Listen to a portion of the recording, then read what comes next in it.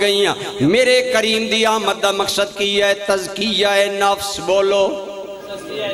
نفس نو پاک کرنا اپنے کول آن والے شاگرداں مریدان دے نفس نو پاک کرنا میرے بھائی صوفیہ نبی رحمت صلی اللہ علیہ وسلم دے باطنی وارث نے علماء رسول اللہ دے علم دے وارث نے عرفاء رسول اللہ دی شان معرفت دے وارث نے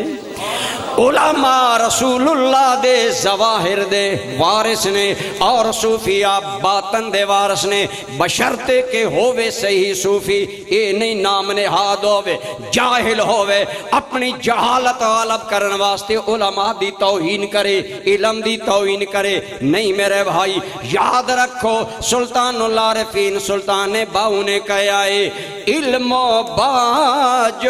جو کرے فقیری تے کافر مرے دیوانہ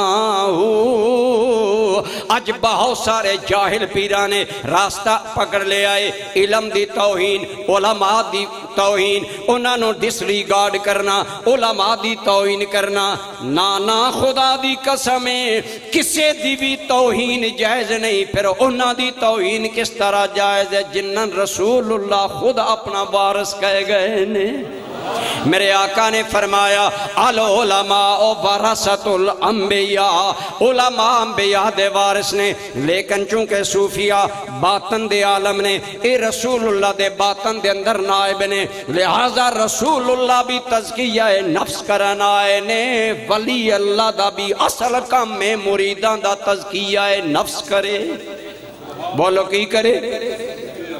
تزکیہ نفس کرے قَدْ أَفْلَحَ مَنْ زَكَّاهَا کامیاب ہو جس نے اپنے آپ نو پاک کر لیا میرا بھائی ہر بندہ مثلا آج اسی ڈاخانے جان دے ہیں میں چاہنا میں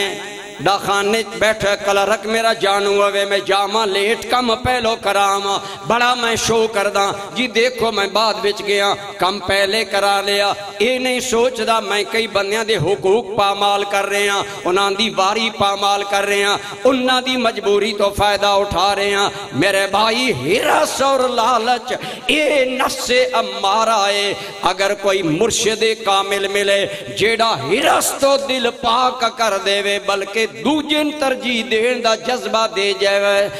دے وے سمجھ مرشد بھی کامل ہے مرید بھی بخت والا ہے